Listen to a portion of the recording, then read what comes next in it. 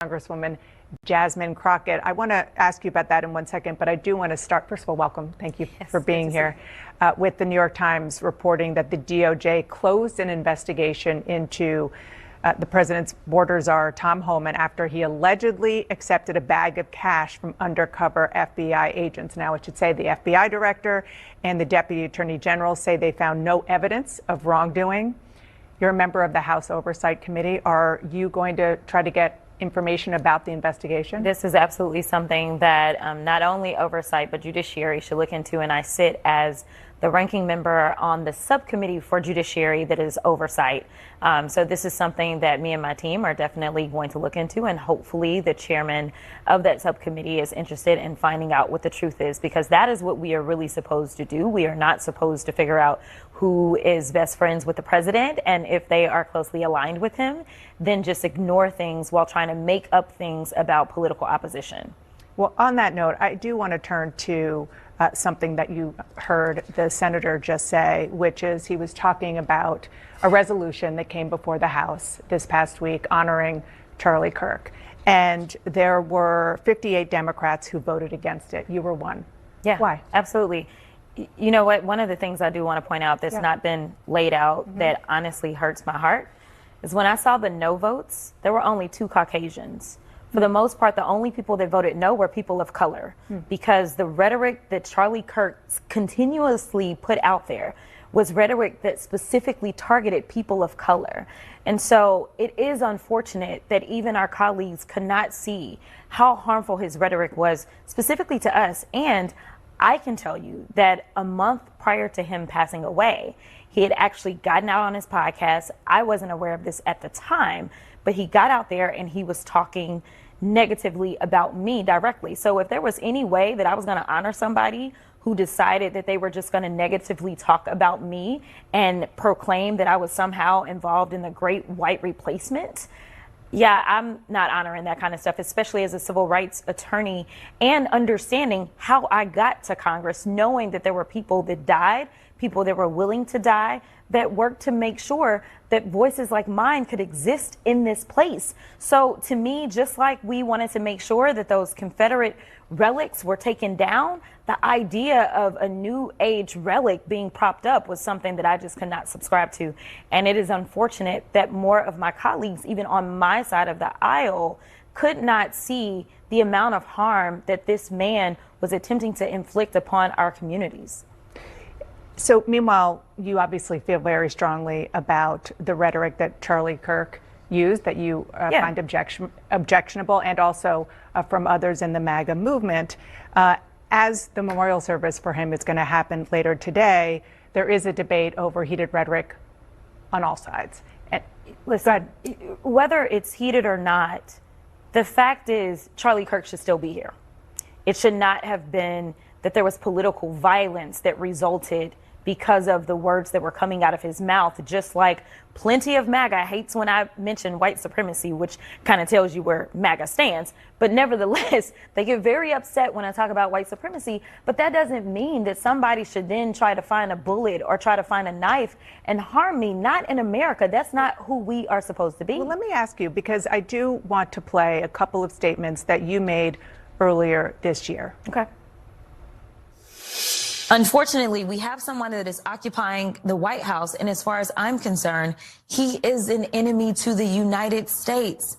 They want to show that they are loyal to this, I don't even know what to call him. I've called him so many things, but this wannabe Hitler for sure.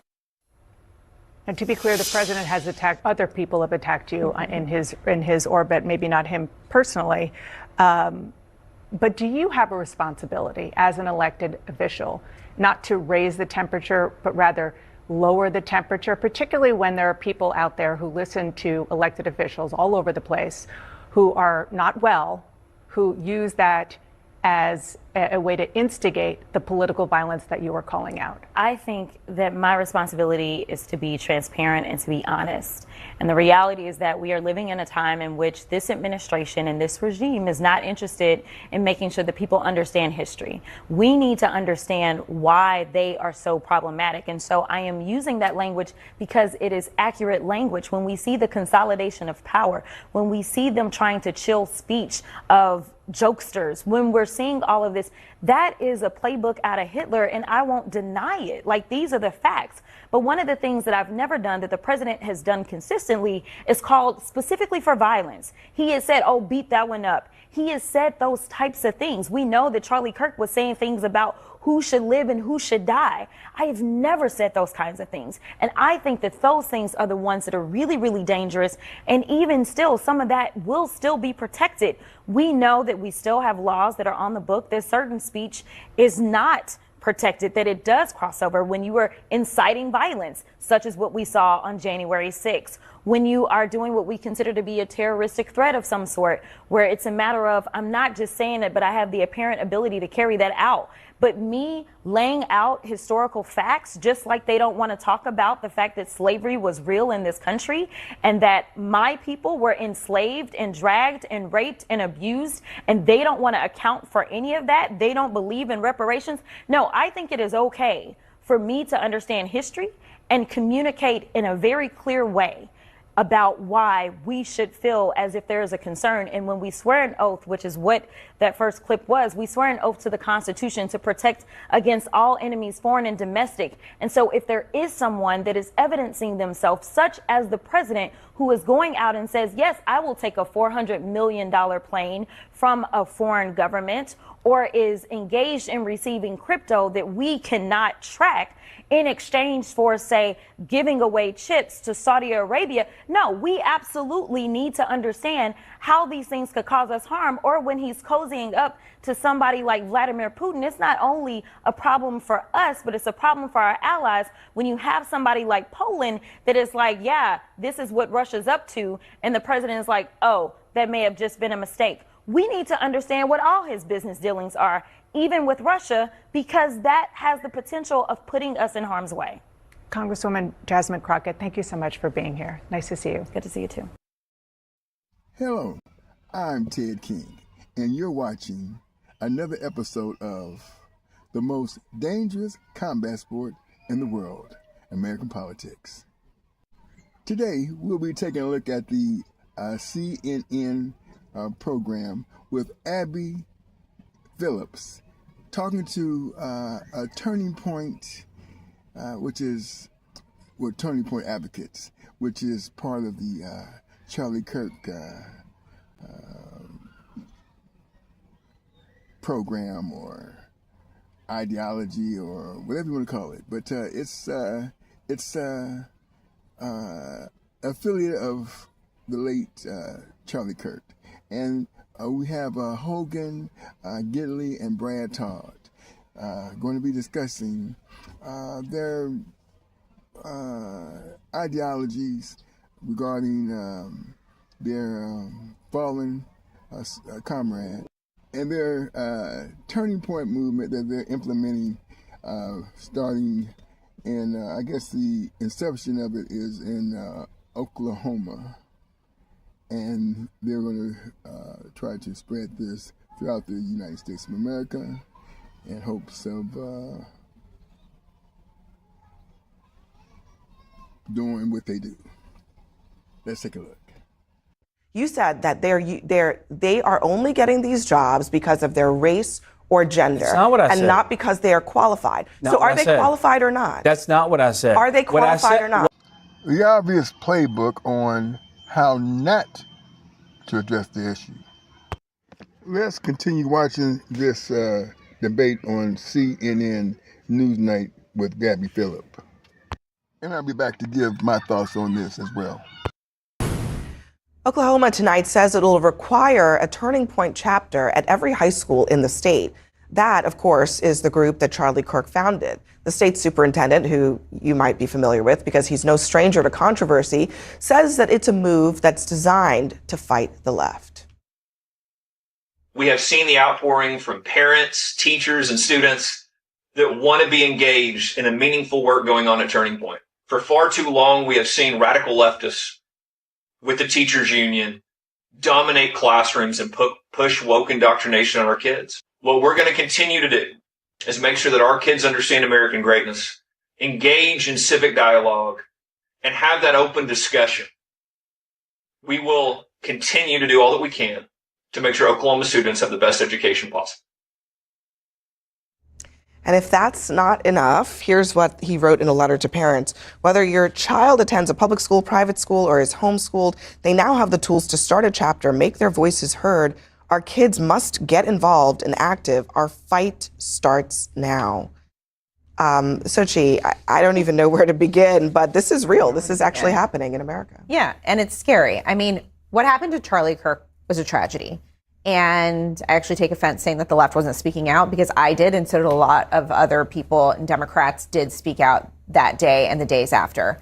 But I do not think that we should be forcing ideology on our children, especially in public schools.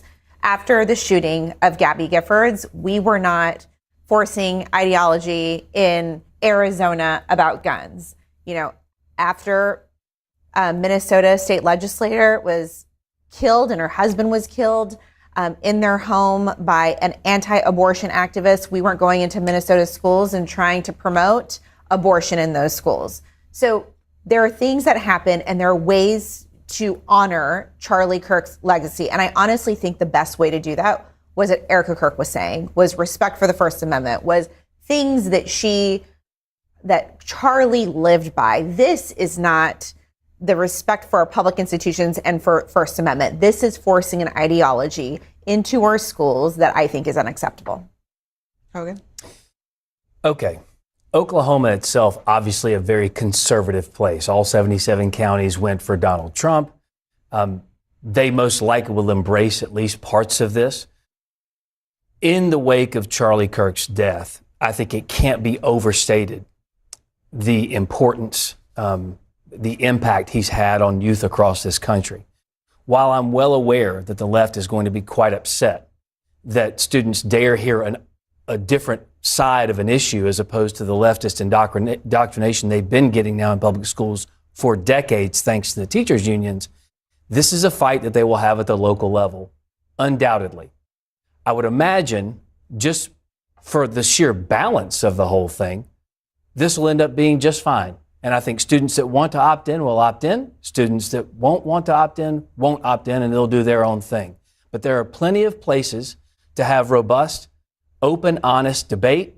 Starting them in high school is a great place for that to begin. Can I just say, Hogan, just to boil things down, first of all, do you agree or disagree with the decision to force every high school in Oklahoma to have a Turning Points USA chapter? Well, it depends on what they already forced them to do now. Okay, so unless they're forcing them to have a Democrats, of America chapter, I'm not aware of any mandate anywhere in this country to have a political organization on campus. You're okay with that? Again, at the local level, I am. Whatever they decide to do, they can do. That's what the beauty of this republic is. They're not deciding. Local jurisdictions aren't deciding. It is the state that is deciding for schools. And to be honest with you, I also take offense to this lefty ideology, something. Teachers are underpaid. They are doing the best job that they can do. That's a non sequitur. It has nothing to do with anything. Yes, it does. No, it you were doesn't. attacking My mother teachers. was a public school teacher. You were just saying life. leftist ideology coming from the teachers. The statement says the teachers' unions, absolutely. We just have to look at the teachers' unions' manifestos to see their 100%. I'll answer your question. I don't think the state should mandate that there should be chapters of this or any other organization at schools. However, I do think local school boards should not be able to block it. Right now, first off, the organization is called Club America. That's the high school group. Their purpose is to promote free thinking and engage in grassroots activism. That's pretty good. It's a 501c3. It's a nonpartisan group. But, we see a lot of places where high schools are blocking organizations like the Junior ROTC from coming in. We shouldn't have that either.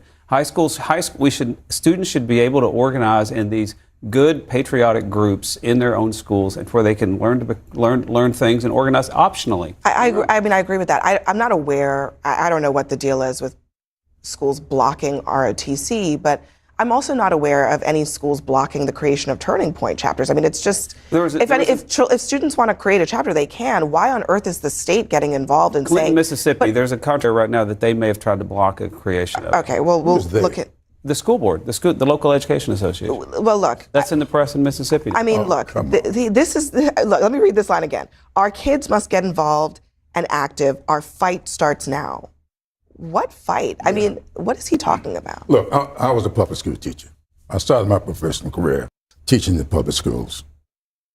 Nowhere have I ever seen anything like this taking place short of what happened post-Civil War. What is going on in this country today is exactly what went on after Reconstruction in this country. And that is what is being attempted here. On January 6th, I knew exactly what was taking place. And I started writing a book about it that is going to be released on November 11th. Now, you probably ain't going to like the book because it's factual. Will you sign it if I buy one? Yeah, it's a factual book. It goes into exactly what was happening on January 6th. It goes into exactly what Project 2025 is all about. Read the part on Project 2025 on education and see what's there. It is exactly what they're doing in Oklahoma today.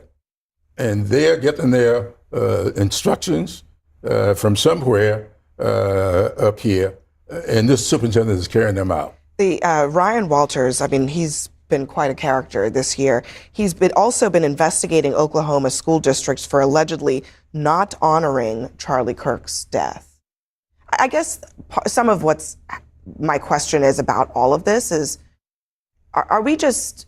or not we, are conservatives just suddenly okay with a state superintendent or anybody dictating how people should feel, what schools should honor, what clubs should exist, what clubs should not? I mean, is that just part of the ideology now? You have one elected official who is responsive to the primary voters of one state here. So let's don't put Ryan Walters' opinion onto everybody else. I'll tell you one thing we do know, though, is that when Melissa Hortman, the Speaker of the Minnesota legislature, was shot, there was a commemorative resolution in the Congress and every Republican voted for it. Right. When Charlie Kirk was assassinated for his political beliefs, there were 58 Democrats who would not vote for a resolution to honor him. So and I was one of them. Why do you think it was? I don't mind honoring anybody's life. I've got a problem with their legacy. And I know what the legacy of Kirk was. When I turn on my TV and I see someone telling me what an awful person Martin Luther King Jr. was. When I see somebody telling me, if I get on an airplane and there's a black pilot, I begin to wonder, is he qualified? What does that mean? Those are the words that came out of his mouth. That's not what he said. And that is exactly what he said. I got the exact quote. It's not in context at all what he was talking about. It was a conversation about affirmative action. You know that, Congressman. This has been well litigated and well debated. Everything about black people is about affirmative action. And so what's wrong with affirmative action? No. Look, you're telling me that when I came out of college and couldn't get a job, that was because I was not qualified? That's not what I'm saying. Well, what are you saying? What I'm saying is Charlie Kirk was very clear. If these companies openly say that they have to somehow fill a quota of people, whether it be a race or gender, not based on merit, but based on their race or gender, the obvious should be clear to everyone, which is that person then qualified? So that's an obvious question. Because of the bar that the corporation itself set up by saying publicly, we're going to do this type of DEI hiring, then you have to wonder, is it because of their race or their gender? That's not what it is. Hold on a second. That's not what it is. Hogan, why would you have to wonder about anything? Yeah, I mean, why would you have to wonder that? Yeah. The only reason you would wonder that is if you're inclined to believe that nobody can be qualified if they are black and brown going into those roles. But here's one other thing that I think is just a factual dispute with what you're describing. You're suggesting that the standards are lower for people of color filling these roles when there is absolutely the exact opposite. No evidence. The exact opposite. No, but that's what you said. No, it isn't. Hold on, Hogan. You said You said that they are only getting these jobs because of their race or gender. That's not what I said. And not because they are qualified. So are they qualified or not? That's not what I said. Are they qualified or not? What I said was is a pilot sitting in a hold on, Hogan, is a pilot sitting on an airplane, flying a plane, whether he's black or white or a woman or gay or lesbian, if they are sitting in that seat and they meet the FAA requirements for being in that seat, are they qualified? If they are qualified, I sure hope so. But you don't believe that they're qualified because of what? That's not what I said. What I said was if the criteria was their race or gender, then how am I to know that's if the why qualification I'm telling you, Hogan, is there? that we is had a president of the United States. Error that we you had are a making. president of the United States, Hogan, I don't want Biden, you to who came out and said Hogan, you're changing. he wanted listen, I don't want you to change the subject because you are making to be the vice president. So when I noticed that's what he said, that's not my fault. Joe Biden said it. You were in the White House when Donald Trump said he was going to put a woman on the Supreme Court, and then he picked Amy Coney Barrett. Is she not qualified? She is extremely qualified. Okay, so why is she qualified, but Ketanji Brown Jackson is not? He talked about the qualification as well. What I'm saying is, in that clear directive from Joe Biden, in the clear directive from those companies, they are saying we are filling the quota. Let me ask. They're not even saying filling the quota. I'm going to ask you again because I think you qualified. have another opportunity to really think this through. Donald Trump said, "I am going to pick a woman to go on the Supreme Court." Oh, you know what? Let me give you another one. So should he not have George done that? George H.W. Bush said, "I am going to pick I'm going to pick a black man to fill a role on the Supreme Court." Are those people unqualified?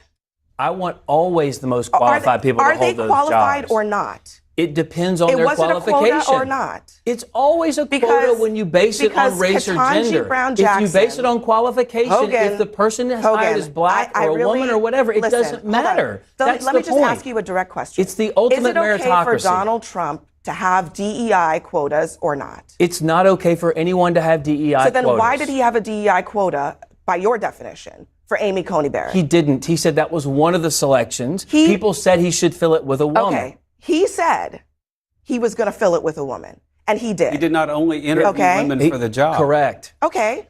This all started when we were talking about I got 12 of his quotes right here. Whether or not Democrats should have voted to honor Charlie Kirk's life. And Congressman, I respect you. You are a living legend. I deeply respect your motives. However, I think that this is a question of whether we honor people who gave their life to public service. I didn't agree with Charlie Kirk on everything. Okay. But he gave his life to public service. I'll let you have the last word on this. Go ahead. But let me just say this. His life is one thing, his legacy is another. Now, I honor everybody's life. But when you tell me that was a diversity hire, when you tell me you're going to give thought to whether or not a black pilot is qualified, something else is going on in your head, and that's a legacy that I will never vote to honor. So if they're taking legacy off, which we asked them to do, and just honor his life, you got my vote.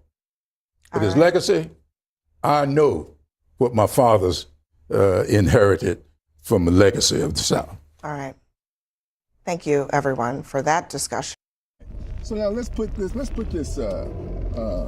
Make America Great Again, MAGA theory in its proper perspective, right? Okay, so the first pilgrims to come over here in America was in the 1600s, and they brought over the Bible, and the Bible was not the King James Version, which is in most households today.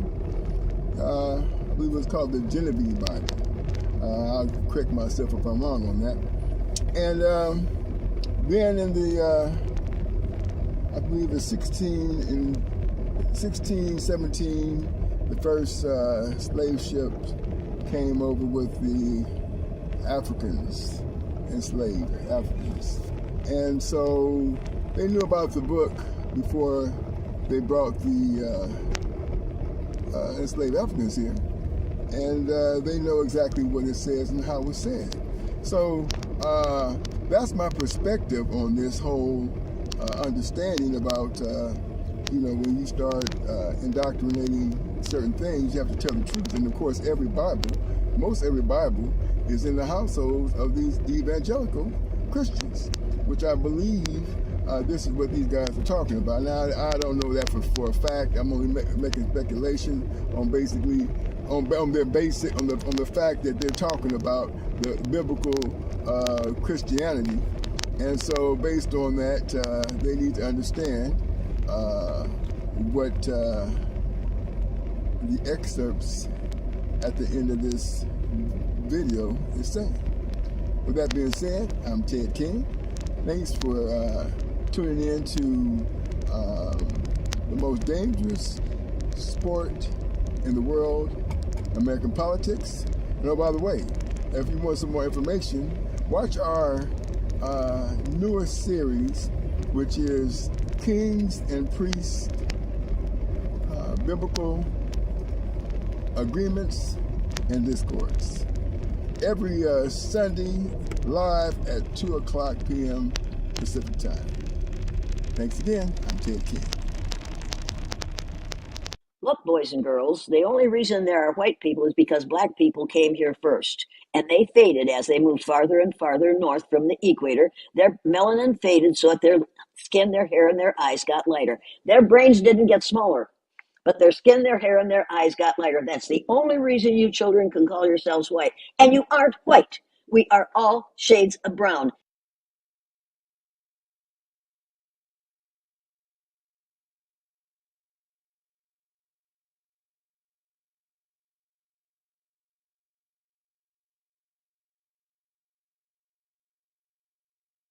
Subscribe to the channel.